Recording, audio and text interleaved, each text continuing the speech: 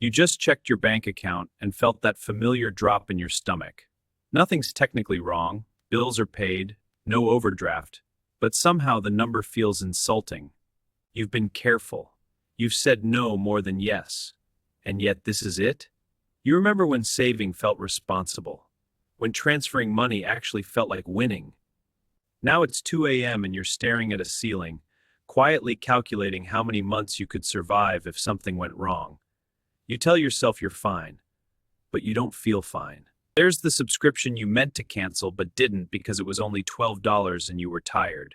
There's the conversation where someone talked about a vacation and you nodded like you didn't care, even though you absolutely did. There's the retirement calculator you opened on a Sunday afternoon, scrolled for 10 seconds, and closed because the number felt fake. There's the promise you made 3 years ago that next year would be different, and the year after that, and the year after that. At first it was mild worry. Then it became background noise. Now it's something heavier. A quiet pressure you don't talk about. You're not broke, but you're not okay either. And the worst part is the shame, because you did what you were told, you saved, you were careful, you didn't mess up. So why does it still feel like you're falling behind?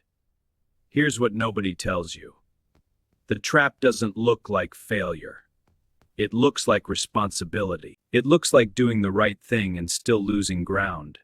It looks like comfort that slowly hardens into a ceiling. You weren't reckless. You were misled. The system didn't attack you head on. It wrapped itself in good behavior. Save your money. Be patient. Play it safe. And while you were busy surviving, the rules quietly changed. Inflation didn't announce itself. It just showed up every time groceries cost a little more. Lifestyle inflation didn't kick the door in either. It crept in through convenience. Better phone, faster delivery, one upgrade at a time.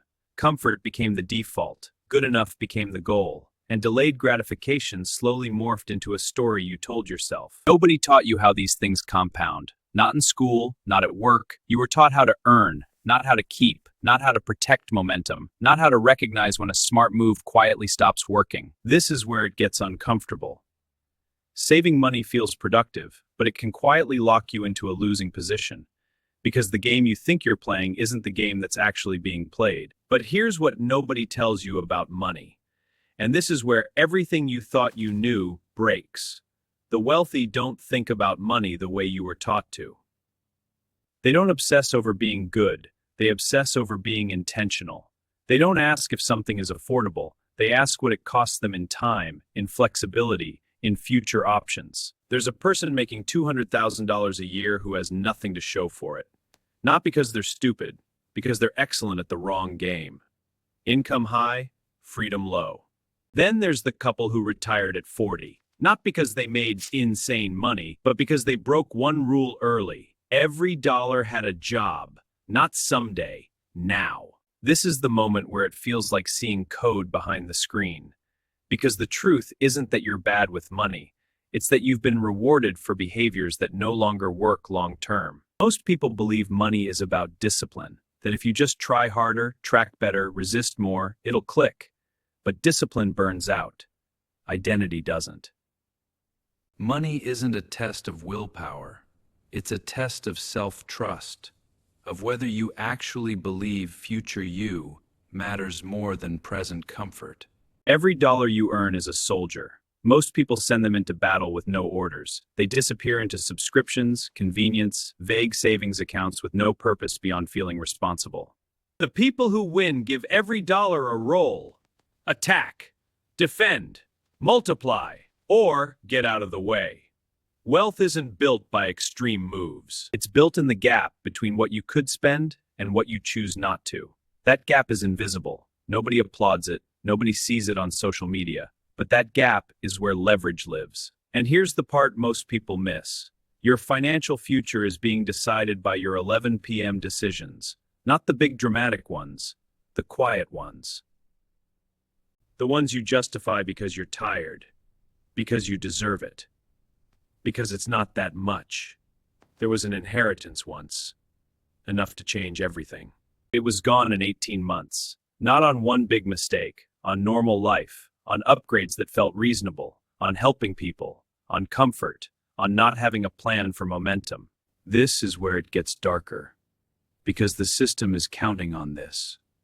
Your lifestyle is someone else's marketing budget working perfectly. The easier they make spending feel, the harder it becomes to stop. The more normal it feels to trade future flexibility for present ease. You're told to save, not taught how to deploy. You're told to be patient, not warned about stagnation. You're told safety is smart, even when safety is slowly eroding your options. 5 years from now, if nothing changes, the anxiety doesn't disappear, it just matures. 10 years from now, the questions get louder. 20 years from now, the choices shrink. That's not fear. And here's the uncomfortable truth. You're closer to the edge than you think, not because you failed, but because you chose comfort too often without realizing the cost. One medical emergency, one layoff, one family crisis, and suddenly the savings that once felt solid feels thin. But there's another path. It's not clean, it's not comfortable. It requires saying no more often when nobody's watching. It requires being willing to look unreasonable to people who don't pay your bills. It requires breaking the habit of asking, "Can I afford this?" and replacing it with, "What does this delay?" Every person you envy made a choice you weren't willing to make at the time. They chose friction over ease.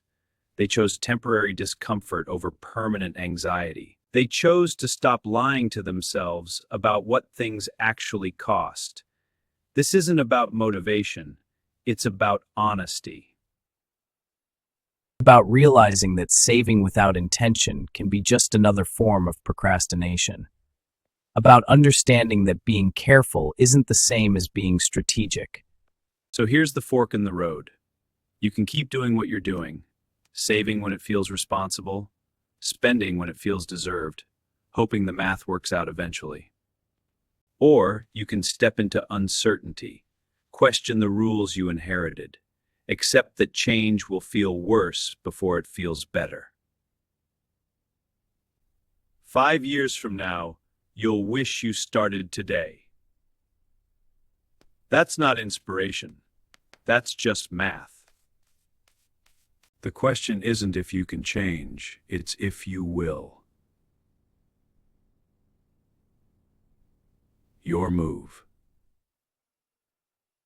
If this hit different, like, subscribe, and share it with someone who needs to hear it.